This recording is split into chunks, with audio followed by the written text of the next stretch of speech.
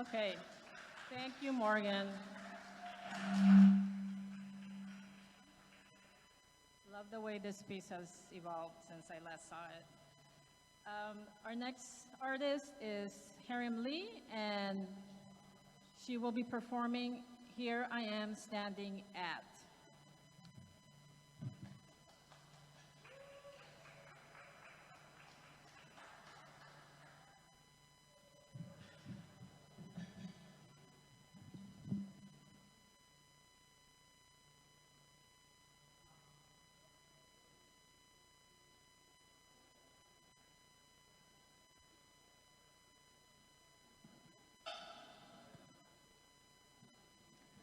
I walk Chicago every day thinking about provisional space.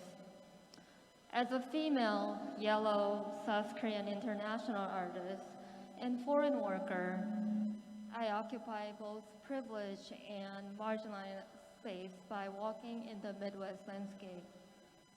Whether it is snowy day, 20-degree day, or windy, rainy day, I take public transportation and then I walk to my destination. 60610.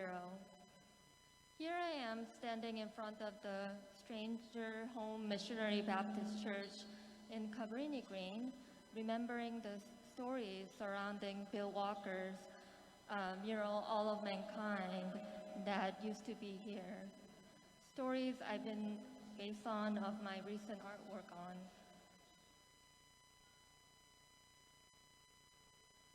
Zero, 4, 3, 2, 1. Now I'm still in Chicago, but as I walk, I'm imagining that I walk along the perimeter of the U.S. garrison in the Yongsan district. I can only see a portion of the U.S. Army base from my apartment window, but I cannot get inside. For 10 years, live in Seoul, South Korea, I observed the military drills from my window. The U.S. garrison has remained long after World War II and Korean War as a reminder of the global military-industrial complex. It was a place of secret stories. The U.S. garrison used a California zip code and a U.S. national phone number.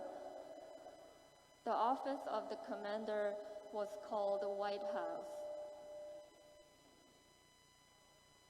In 2009, the Korea Times reported the United States had agreed to complete the relocation of the U.S. military headquarters in Yongsan to an extended military base in Pyeongtaek, Gyeonggi Province, close to DMZ. And the military place is now partially transforming a public park to return the space of South Korean citizens. There is a strong desire to access the space. 54657. I'm on a porch somewhere in Steuben, Wisconsin.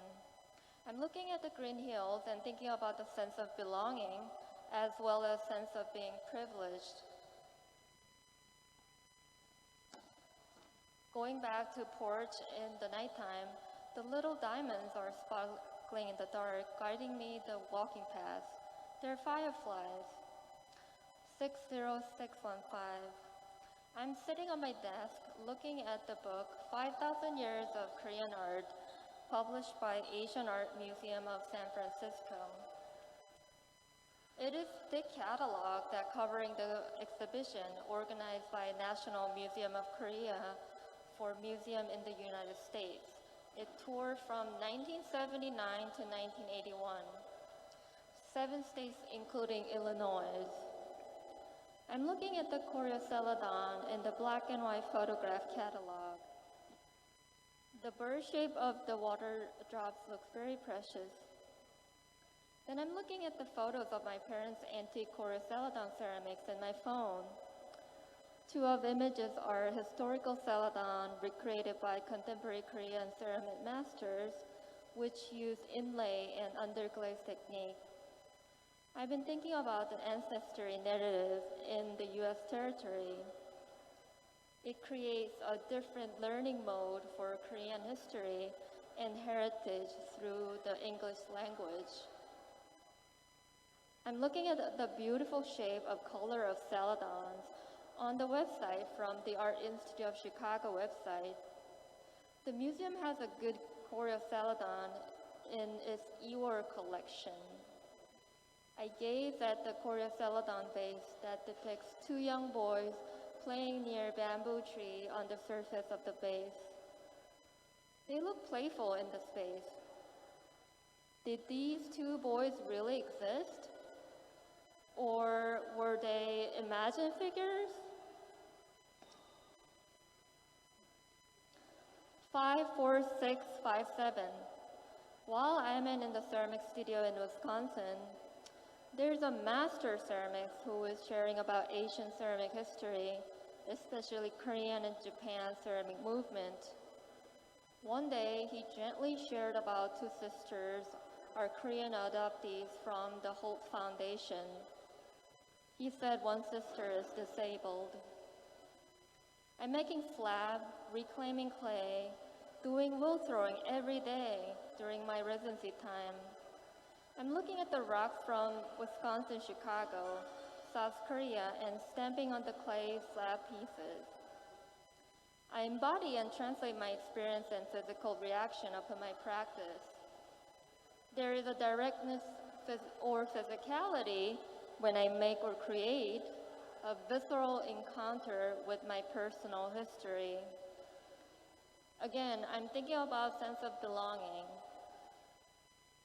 I'm listening to K-pop while I'm walking in the Wisconsin country yard. There's one Jewish Korean artist here, and they talk about their Korean Jewish heritage.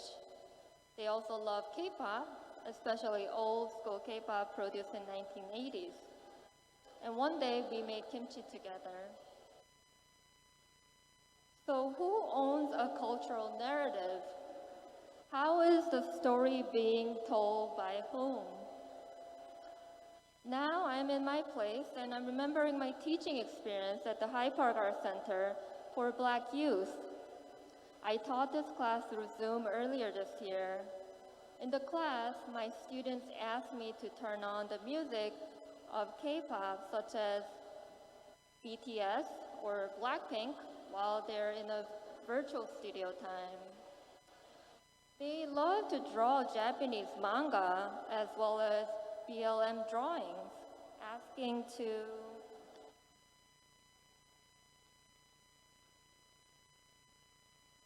to turn on the music butter. One student shared that her dad registered her in a Taekwondo class. We had intimate experience, although we met digitally. In the last session, we met in person at the art center to create community mural.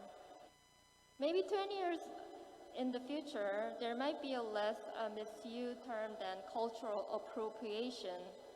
Instead of cultural exchange or cultural appreciation would be more valid terminology for all of us. I hope over time and future classes to build concrete relationship with the students, ones that potentially evolve into cultural allyship with them. I'm occupying certain space or place where I can imagine sense of belonging, mine and others. Thank you.